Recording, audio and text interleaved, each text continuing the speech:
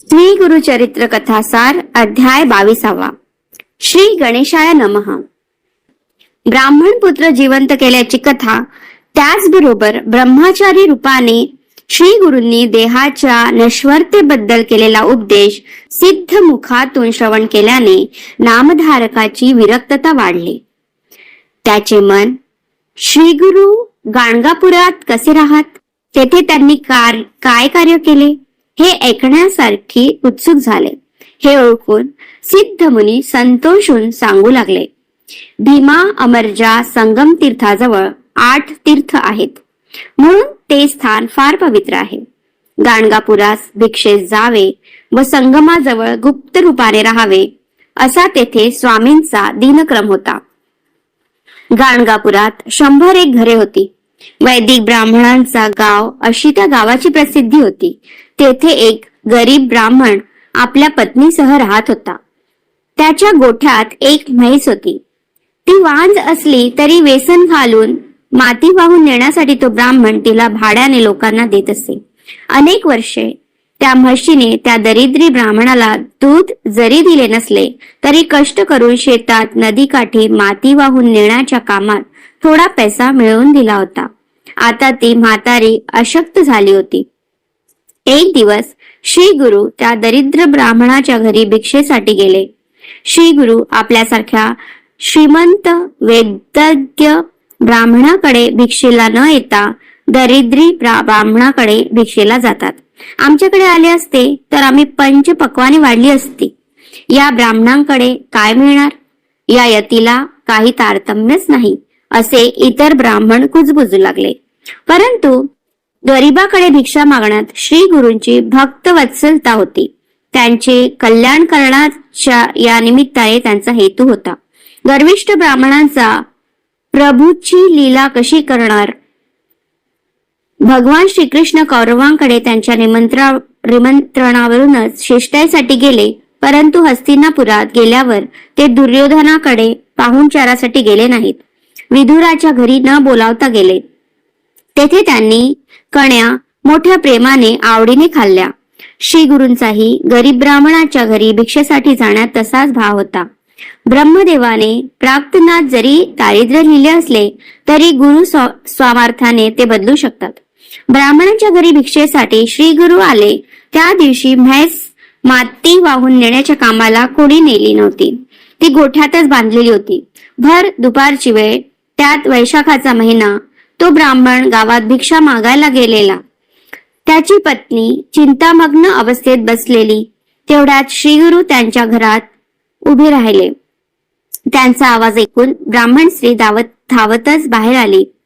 श्री गुरूंना तिने भक्तिभावाने नमस्कार केला. गुरुराया, माझे पती भिक्षा मागून आणायला गेले आहेत. ते लवकरच गावातून आता येतील. त्यांना चांगले धान्य भिक्षेत मिळेल. आपण या आसनावर बसावे. आपल्याला द्यायला घरात दुसरे काही नाही. तिच्या बोलण्यातील आर्तता जाणून श्री गुरु आसनावर बसले आणि म्हणाले, बाई, तू मला दुधाची भिक्षा का वाढत नाहीस? तुझ्या दारात ही म्हैस बांधलेली असताना काहीच द्यायला नाही असे का म्हणतेस? मला दुधाची सुद्धा भिक्षा चालते. यजमानाच्या घरात देण्यासारखे जे असेल त्याचा मी स्वीकार करतो. यती महाराज, आमची ही म्हैस वांझ आहे. आम्ही तिला रेडा म्हणून पोसतो. माती वाहून नेण्यासाठी तिचा उपयोग गावातील लोक करतात. त्याचा मोबदला म्हणून थोडे पैसे आम्हाला देतात. पण आता ती म्हातारी झाली आहे. ती म्हणाली. स्वामी म्हणाले, तुझे बोलणे मला खरे वाटत नाही. सरळ भांडे घेऊन गोठ्यात जा आणि म्हशीचे दूध काढ. ती नक्की दूध देईल. स्वामींच्या बोलण्यावर विश्वास ठेवून ती ब्राह्मण स्त्री भांडे घेऊन गोठ्यात गेली. म्हशीच्या स्तनाला हात लावताच तिला पान्हा फुटला. 2 भांडे भरून म्हशीने दूध दिले. ब्राह्मण स्त्रीलाही नवल वाटले.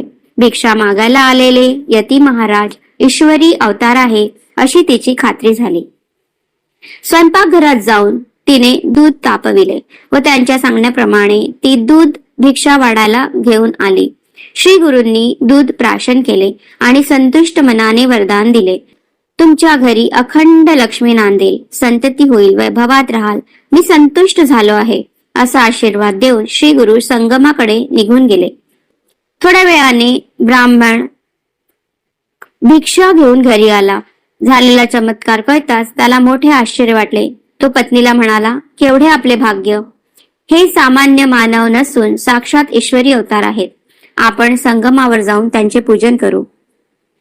त्यानंतर ते उभयंता पती पत्नी संगमस्थानी श्री स्वामीच्या दर्शनासाठी गेले. तेथे पूजा स्तवन करून चरणावर कृतज्ञतापूर्वक भक्तियुक्त अंतकरणाने मस्तक ठेवले. श्री स्वामींनी त्यांना मनपूर्वक आशीर्वाद दिला. श्री स्वामींच्या कृपेने तो आशीर्वाद फलद्रूप झाला. ते वैभवाने सुखाने राहू लागले. अशी कथा सांगून सिद्ध म्हणाले, अशा हेतूनेच हे अवतारी सिद्ध महात्मे गरिबांच्या घरी भिक्षेला जातात आणि द्रौपदीने दिलेले भाजीचे पान स्वीकारून श्रीकृष्णाने जसे दुर्वासासह त्याच्या हजारो शिष्यांना तृप्त केले, त्याप्रमाणे गरिबांवर फार मोठी कृपा अल्पभिक्षेच्या मोबदल्यात करतात. ज्याच्यावर गुरुकृपा होईल त्याला दैन्य कसे येईल? तो सर्व प्रकारचे ऐहिक वैभव आणि अध्यात्म मार्गात ही प्रगती करतो. 22वा अध्याय समाप्त.